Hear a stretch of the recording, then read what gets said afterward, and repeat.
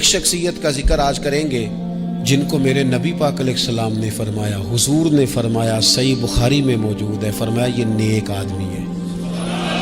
اور یار جسے رسول کریم کہیں بندہ نیک ہے، رجل صالح، حضور نے فرمایا نیک آدمی ہے، جو بالغ نہیں ہوئے تھے اور اس سے پہلے ہی کلمہ پڑھ لیا تھا، جو حج کے مسائل سب سے زیادہ جانتے تھے، جنہوں نے 60 سال مکے اور مدینے میں فتویٰ دیا، صحابہ ان سے فتویٰ لینے آتے تھے، جو بدر کی جنگ میں بھی گئے، احد میں بھی گئے، پر محبوب نے فرمایا عمر تھوڑی ہے، ابھی واپس جائیے۔ خندق میں شریک ہوئے اور اس کے بعد ہر جنگ میں شریک ہوئے۔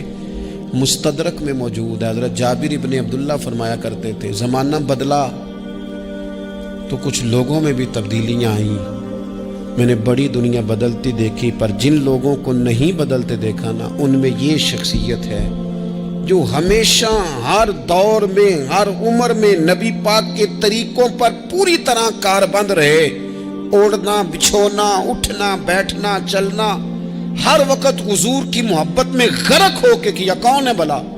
حضرت عمر کے بیٹے سیدنا عبداللہ ابن عمر رضی اللہ تعالی عنہ، ابھی بالغ نہیں ہوئے تھے، مسلمان ہو گئے، اور زندگی ساری مصلے سے لگ کے گزاری، عبادت کی، ریاضت کی، تقوی، جد و جہد، معاملہ فہمی، جہاد۔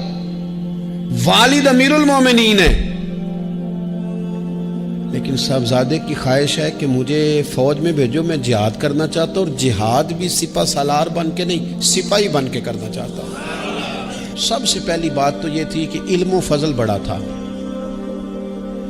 صحابہ ان سے فتویٰ لیتے تھے، مسائل حج سب سے زیادہ حضرت عبداللہ ابن عمر جانتے تھے، اور فتویٰ دینے میں اتنے محتاط تھے، حدیث بیان کرنے میں اتنے محتاط تھے کہ بڑا سوچ سمجھ کے غور کر کے صحابہ فرمایا کرتے تھے یہ واحد بندہ ہے کہ جو 1 منٹ سے پہلے کہہ دیتا ہے۔ سب سے زیادہ مسائل آتے ہیں لیکن 1 منٹ سے پہلے کہہ دیتے تھے اس مسئلے کا مجھے نہیں پتا، تحقیق کروں گا، اگر پتہ چل گیا تو بتا دوں گا، فوراً کہہ دیتے تھے۔ ایک دفعہ ایک صاحب نے مسئلہ پوچھا تو چپ کر گئے، سوچنے لگ گئے۔ ہمارے ہاں نا لوگوں کو حاضر جواب کہلانے کا شوق ہے، یہ شوق بڑا خطرناک ہوتا ہے۔ اگر آپ حاضر جواب ہیں تو بڑی اچھی بات ہے، لیکن حاضر جواب کہلانے کا شوق تو نہ پیدا کریں۔ اگر آپ کو پتہ ہے، صحیح بخاری میں حدیث ہے، نبی پاک علیہ السلام نے ایک دن پوچھا تھا صحابہ سے کہ وہ درخت کون سا ہے جس کی مثال مومن کی طرح ہے؟ تو حضرت عبداللہ ابن عمر کہتے ہیں مجھے پتا تھا کہ وہ کھجور کا درخت ہے، اور میں نے جواب نہیں دیا۔ کیوں نہیں دیا؟ فرمانے لگے ابو بکر صدیق بیٹھے، فاروق اعظم بیٹھے، مولا علی بیٹھے، بزرگوں کی موجودگی میں جواب دیتا پھروں؟ یہ ٹھیک نہیں ہوتا، یہ صحیح نہیں ہوتا۔ یہاں تو بڑے لوگ، امام غزالی فرماتے ہیں جب میں اپنے مرشد سے مرید ہوا تو مجھے کہنے لگے بیعت میں نے کر لیا، آج کے بعد نہ تقریر کرنی ہے، نہ مدرسے میں سبق پڑھانا ہے، نہ کسی کو مسئلہ بتانا ہے۔ اور یہ بڑا مشکل کام ہوتا ہے، بندہ مولوی بھی اور تقریر ہی نہ کرے، اسے زنگ لگ جاتا ہے، اور مسئلہ ہی نہ بتائے تو بدعزمی ہو جاتی ہے۔ یہاں تو جس کو 6 مسئلے آ جائیں وہ امام کو نماز نہیں پڑھانے دیتا، وہ کہتا ہے پہلے انٹرویو لوں گا تیرا کہ تو پورا تجھے آتا ہے پھر آگے چلے گا تو۔ اتنے بڑے عالم کو شیخ نے منع کر دیا، تو کہتے ہیں شیخ کے پاس ایک شخص مسئلہ پوچھنے آیا تو میرے مرشد فرمانے لگے مجھے یہ مسئلہ نہیں آتا۔ تو امام صاحب کہتے ہیں کہ میں نے اسے کہا مجھے آتا ہے، میں بتاؤں؟ کہتے میرے شیخ مسکرا پڑے، کہنے لگے غزالی میں تو تیرے ساتھ ساتھ اپنی میں بھی مارنا چاہتا تھا، پر تیری ابھی مری نہیں، پر تو کہتا ہے میں بتاتا ہوں۔ کچھ دیر چھوڑ دے، سارے مسئلے بتانے نہیں چاہیے، کچھ پہ عمل بھی کرنا چاہیے۔ میرے عزیز حضرت عبداللہ ابن عمر اتنا بڑے مفتی ہیں، مفتی مدینہ ہیں، مفتی مکہ ہیں، لوگ مسائل حج پوچھتے ہیں، بڑے بڑے استنباط کرتے ہیں قرآن و حدیث سے۔ ایک آدمی نے مسئلہ پوچھا تو حضرت عبداللہ ابن عمر فرمانے لگے دیر تک سوچا، دیر ہو گئی سوچتے سوچتے، تو وہ شخص کہنے لگا حضور اتنی دیر کیوں سوچ رہے ہیں؟ تو آپ فرمانے لگے تمہارا کیا خیال ہے کہ جو سوال تم مجھ سے پوچھتے ہو اور جو جواب میں تمہیں دیتا ہوں اس کے بارے میں رب مجھ سے سوال نہیں کرے گا؟ اللہ کی بارگاہ میں نے جواب نہیں دینا، تو میں سوچ سمجھ کے دے رہا ہوں تاکہ اس کا حساب دینا پڑے تو میرے لیے مشکل نہ ہو جائے۔ میرے عزیز حضرت عبداللہ ابن عمر سے کسی نے سوال پوچھا تو سیدنا عبداللہ ابن عمر رضی اللہ تعالیٰ عنہ کہنے لگے مجھے نہیں آتا اس سوال کا جواب، اور جب کہا نا نہیں آتا تو فوراً کہنے لگے عبداللہ، خود اپنے آپ سے بات کرتے ہیں، کہتے ہیں عبداللہ رب تیرا بھلا کرے، اس بات پہ ہمیشہ ڈٹے رہنا، جو بات نہ آتی ہو وہ کبھی کہنا نہ، جس کا پتہ نہ ہو اسے کبھی کرنا، جب تک پوری تحقیق نہ ہو بلا وجہ غوطہ زنی نہ کرنا، بلا وجہ غوطہ زنی نہ کرنا۔ یہاں کا ہے ہمارے صوفیاء نے، یہاں کا علم و بس کری ہو یار، ایک کوئی حرف تینوں درکار، صحیح کر کے پہلے اچھی طرح کر کے پرکھ پھر بات کر۔ تو علم بڑا تھا، تقوی بڑا تھا۔ اس کے ساتھ ساتھ پھر یہ تھا کہ غریب پروری بڑی تھی۔ ایک بندہ خیرات لے کے گیا، وہ پھر لائن میں لگ گیا ہے، اسی کیا کیدہ پلا تو پھر آ گیا ہے۔ تو حضرت عبداللہ ابن عمر کو بندہ دوبارہ آتا نا تو کسی سے قرضہ لے کے کہتے یار اس کو بڑی ضرورت تھی تو دوبارہ آیا ہے نا، ایک دفعہ تم ذرا دے دو، میں تمہیں دے دوں گا، اس کو دینا ہے۔ جتنی دفعہ شام کو کھانا کھاتے اتنی دیر حضرت عبداللہ ابن عمر کھانا نہیں کھایا کرتے تھے جب تک کوئی یتیم آ کے دسترخوان پہ بیٹھ نہ جاتا، نہیں گزارا ہوتا۔ اور یار کیسے لوگ کھا لیتے ہیں، اعلیٰ غذائیں کھا رہے ہیں، اور ایک طرف ایک بہن مجبور بیٹھی ہے، بھائی مجبور بیٹھا ہے، سسرالی رشتہ داروں میں لوگ مجبور بیٹھے ہیں، عزیزوں میں لوگ مجبور بیٹھے ہیں، یتیم غریب مسکین، اور یہ روز نئے سے نیا ذائقہ، جب تک یتیم نہ ہوتا کھانا نہ کھاتے۔ اور صدقات و خیرات بھی کرتے تو جس طرح ہم کرتے ہیں نا، ناراض نہ ہونا۔ کبھی کبھی نا بعض لوگوں کو بانٹتے دیکھتے ہیں تو تکلیف ہوتی ہے، آپ نے دینا تو ہے تو اگر خوش دلی سے دے دیں، عطا تو کرنا ہے تو اگر چلو صحیح طریقے سے ہو جائے، ہنس کھیل کے ہو جائے، پریشان نہ کیا جائے سائل کو، تو کتنا اچھا ہے۔ ان صوفیاء کا بھی ہم نے تذکرہ کتابوں میں پڑھا ہے جو کہا کرتے تھے اگر رب نے دروازے پہ کسی کو بھیجا ہے تو اس کا مطلب ہے اللہ راضی ہے، لیکن ہمارا لہجہ اتنا سخت ہوتا ہے۔ حضرت عبداللہ ابن عمر ایک اونٹنی پہ بیٹھے تھے، اونٹنی بڑی پیاری لگی، بڑی خوبصورت تھی، بڑی بہترین تھی، بڑی صاف ستھری تھی، تو 2-3 دفعہ اپنے غلام سے کہا یار بڑی پیاری ہے، بڑی خوبصورت ہے، دیکھو اس کا چلنے کا انداز کتنا نرالا ہے۔ آج کل بھی ڈرائیور گاڑی چلاتے ہیں تو کہتے ہیں بڑی ہلکی پھلکی ہے جی، بریکیں بھی بڑی ٹھیک ہیں جی اس کی، فلاں معاملہ بھی اس کا بڑا صحیح ہے۔ وہ اتنی پسند آئی اونٹنی تو اونٹنی سے اترتے ہی فوراً کہنے لگے اس کو نشان لگا کے قربانی کے جانوروں میں چھوڑ دو، یہ زیادہ پیاری ہے، اسے رب کے رستے میں خیرات کریں گے۔ کیوں؟ ایک باریک نکتہ صوفیاء نے بیان کیا ہے۔ اللہ کے نیک بندے کہتے ہیں کسی جگہ بھی تمہارا دل اللہ رسول کے مقابلے میں الجھنا نہیں چاہیے۔ کوئی ایسی چیز جو رکاوٹ بن رہی ہو، رکاوٹ، وہ کیا کہتے ہیں کچرا آ گیا ہے، اس کچرے کو لوگ ٹھیک نہیں کرتے، کہتے نکال دو تاکہ معاملہ صحیح رہے۔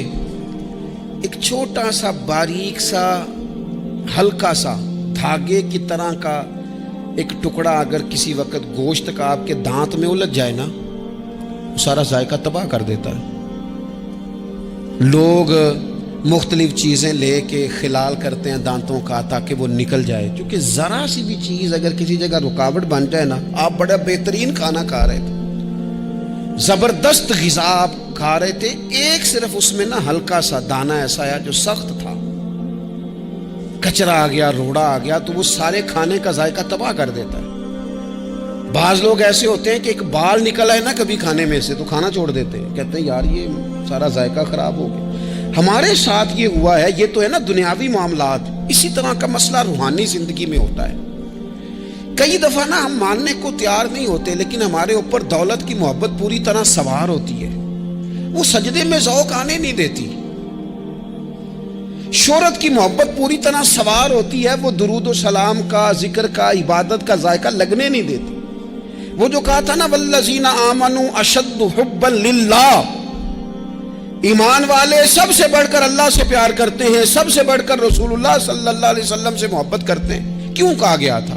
اس لیے کہ ان محبتوں کے مقابلے میں ذرا بھی کوئی اور محبت آتی ہے، روحانی ذائقہ خراب کر دیتی ہے، ہمارا دل نہیں لگتا، ہم بور ہوتے ہیں، ہم پریشان ہوتے ہیں۔ مسئلہ یہ ہے کہ جس دل میں صرف رب رسول کو ہونا چاہیے تھا، وہاں شہرت آ گئی ہے، شہرت کی محبت آ گئی ہے، دکھاوا آ گیا ہے، مال آ گیا ہے، کئی قسم کے ہم نے بت معاذ اللہ اکٹھے کر لیے، اور پھر وہ ساری کیف مستی آئے، یہ کیسے ہو سکتا ہے؟ حضرت عبداللہ ابن عمر رضی اللہ تعالیٰ عنہ کے پاس ایک گدھا تھا. ہم پنجابی میں تو کہا کرتے تھے کہ بڑا ساؤ جانور ہے، بڑا دھیما ہے، بڑا اچھا ہے، سواری بھی کرتے تھے اس پہ، اس پر بوجھ بھی رکھتے تھے، اور بھی کئی کام، جانوروں کا چارہ بھی اس پہ رکھ کے لایا جاتا تھا. بہت سارے لوگ اس کی تعریف کرتے تھے کہ ظاہر ہے اس وقت یہ جانور ہر گھر کی ضرورت ہوتے تھے. لوگوں نے بڑی تعریف کی کہ جناب یہ گدھا بڑا اچھا ہے، بڑا عمدہ ہے. اب بعض چیزیں ایسی ہوتی ہیں جن سے دل لگ جاتا ہے. کچھ نوجوانوں نے گھروں میں بلی رکھی ہوتی ہے، گھوڑا رکھا ہوتا ہے، جانور رکھے ہوتے ہیں، ان کی پوری توجہ انہماک. ہم دیکھتے تھے دیہاتوں میں کہ بزرگ اگر کہیں چلے جاتے تھے سفر پہ تو وہاں سے بھی پیغام بھیجتے تھے کہ گائے کو چارہ ڈالا کہ نہیں، بھینس کو نکالا کہ نہیں، تم نے باڑے سے دھوپ چھاؤں کا خیال کیا کہ نہیں. وہ چیز ذہن میں آ جاتی تھی. حضرت عبداللہ ابن عمر رضی اللہ تعالیٰ عنہ وہ گدھا کیونکہ بڑا پیارا تھا، بڑا اچھا جانور تھا اور بڑے کام کرتا تھا، بہت سارے معاملات گھر کے اور کھیتی باڑی کے اس کے ذمے تھے. تو گھر والے بھی کہتے کہ اس جانور کی وجہ سے بڑی خیر ہے، بڑے کام ہو جاتے ہیں. آپ کا بھی خیال تھا. حضرت عبداللہ ابن عمر ایک دن گھوڑے سے نیچے اترے یا اس گدھے سے نیچے اترے تو خادم کو بلا کے کہنے لگے اسے لے جاؤ اور بیچ کے پیسے اللہ کے راستے میں خیرات کر دو. اب وہ خادم کا بھی اس سے دل لگ گیا تھا، جانور گھر میں ہوتا ہے دلچسپی ہو جاتی. کہنے لگا حضور وہ سارا محلہ تو اس کی تعریف کرتا ہے، سارے خاندان والے تو اس جانور سے دلچسپی رکھتے ہیں اور آپ بیچ رہے.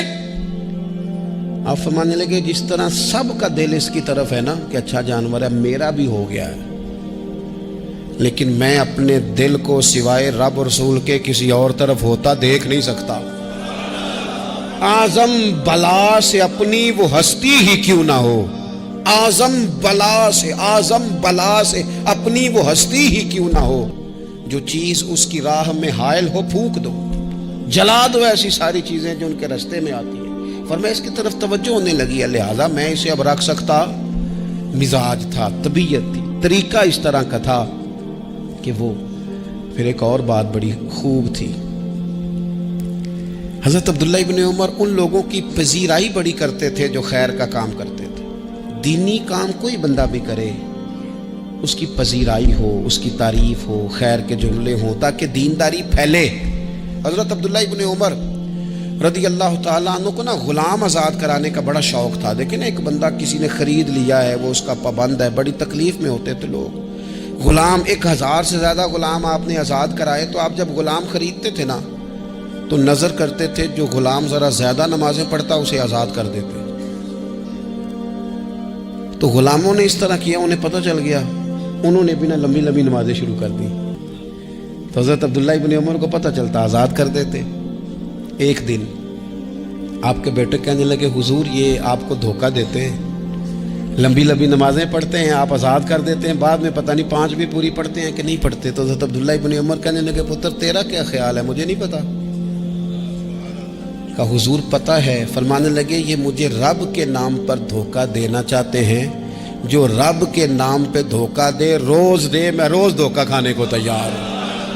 دوسری بات یہ تھی حضرت عبداللہ ابن عمر میں کہ نبی پاک سے محبت کوٹ کوٹ کے بھری ہوئی تھی. حضور کا ذکر آتا تو رو پڑتے، ان جگہوں پہ جا کے ڈھونڈ ڈھونڈ کے بیٹھتے جہاں نبی پاک نے وقت گزارا ہے. ایک درخت کا پتہ چلا کہ یہاں حضور تھوڑی دیر آرام فرما ہوئے تھے، انہوں نے دیکھا تھا یا انہیں معلومات ہوئی تو ہمیشہ اس درخت کو پانی دیتے، اس کا خیال کرتے، کہتے یہ درخت ہمیشہ تر و تازہ رہے، یہاں میرے نبی پاک نے تھوڑا وقت گزارا ہے. وہ مکہ مکرمہ میں بھی جاتے تو وہ جگہ ڈھونڈ ڈھونڈ کے جہاں حضور نے نماز پڑھی تھی نماز پڑھتے. مسجد نبوی میں آتے تو جس منبر پر حضور بیٹھ کے خطبہ دیتے تو اس پہ ہاتھ پھیر کے چہرے پہ ملتے. حضور کی قبر انور پر حاضری دیتے، السلام علیکہ یا رسول اللہ کہہ کے اس بارگاہ عالی مرتبت میں حاضری دیتے. حضرت صدیق اکبر کو سلام کرتے، حضرت عمر کو سلام کرتے. پیر سن ہو گئے ایک دفعہ چلتے چلتے تو کسی نے کہا جس سے سب سے زیادہ پیار ہے نا اسے پکارو، پیر ٹھیک ہو جائے گا. تو فوراً کہنے لگے یا محمد صلی اللہ علیہ. اور یہ امام بخاری نے لکھا ہے الادب المفرد میں، خود امام بخاری لکھتے کہ حضرت عبداللہ ابن عمر نے یا محمد کہا اور ان کا پیر سویا ہوا ٹھیک ہو گیا. یہ لوگ بڑی محبت کرنے والے. آپ فرمایا کرتے تھے شاید زندگی میں لوگوں نے کسی سے اتنا پیار کیا ہو جتنا نبی پاک علیہ السلام کے غلاموں نے مجھ سے کیا ہے. ہر وقت لوگ ان کے گرد رہتے، لوگ محبت کرتے۔ حجاج بن یوسف جب حکمران بنا نا تو بڑا ظالم تھا، اس کو یہ بات اچھی نہیں لگتی تھی کہ ہر وقت لوگ حضرت عبداللہ ابن عمر کے پیچھے گھومیں۔ بادشاہوں کا خیال ہوتا ہے نا، بادشاہ ہم میں تو پروٹوکول کوئی اور لے کے جا رہا ہے۔ اس نے ایک دفعہ جمعہ پڑھاتے پڑھاتے معاذ اللہ حضرت عبداللہ بن زبیر رضی اللہ تعالیٰ عنہ کے خلاف کوئی بات کی، تو حضرت عبداللہ ابن عمر اگرچہ بڑے صلح جو تھے، صلح پسند تھے، لیکن اگر حق کی بات ہوتی اور اس طرح سے ہوتی کہ کوئی بڑی غلط بات کرتا تو پھر ٹوکنے میں بھی بڑی جرت کا مظاہرہ کرتے۔ ایک دفعہ اہل کوفہ نے آپ سے مسئلہ پوچھا نا، چونکہ آپ مفتی تھے، لوگ مسئلے پوچھتے تھے، انہوں نے پوچھا حضرت عبداللہ ابن عمر سے کہ مکھی اور مچھر کا خون لگ جائے تو اس کا کیا مسئلہ ہے، کپڑے ناپاک تو نہیں ہوتے؟ تو سوال کا جواب دینا چاہیے تھا نا، ہوتے ہیں کہ نہیں ہوتے؟ تو فرمانے لگے حسین ابن علی کا خون بہا کے اب مکھیوں کے خون کے مسئلے پوچھنے شروع کر دیے۔ اب تمہیں یہ والا خون نظر آنے لگا ہے؟ حضور کی اولاد پاک کو شہید کر کے اب ان مسئلوں میں آئے ہو؟ میں خیال نہیں آتا تمہارے دلوں میں گھٹن ہے حضور کی اولاد کے لیے اور دین کے مسئلے پوچھتے ہو؟ جاؤ پہلے کشادگی پیدا کرو، تیری نسل پاک میں ہے بچہ بچہ نور کا، تو ہے عین نور، تیرا سب گھرانہ نور کا، پہلے کشادگی لاؤ حضور کی اولاد پاک کے لیے، پھر مسائل پوچھنا۔ حجاج بن یوسف نے کوئی بات کر دی، آپ نے ٹوک دیا، آپ نے ٹوک دیا، تو پھر حجاج نے سازش کی۔ اوہو، اللہ والوں کے خلاف جو سازشیں ہوتی ہیں بڑی گہری ہوتی ہیں، بڑی سخت ہوتی ہیں، بڑے جال بنے جاتے ہیں، بڑا حسد کیا جاتا ہے، بڑی تکلیف دی جاتی ہے۔ اللہ قرآن میں کہتے ہیں محبوب یہ لوگ تجھ سے حسد کرتے ہیں، حسد من عند انفسہم، ان کے دلوں میں تیرے لیے حسد ہے، حسد کرتے ہیں لوگ، دور تک نکل جاتے ہیں حاسدین۔ حجاج نے کیا کیا؟ اس نے ایک شخص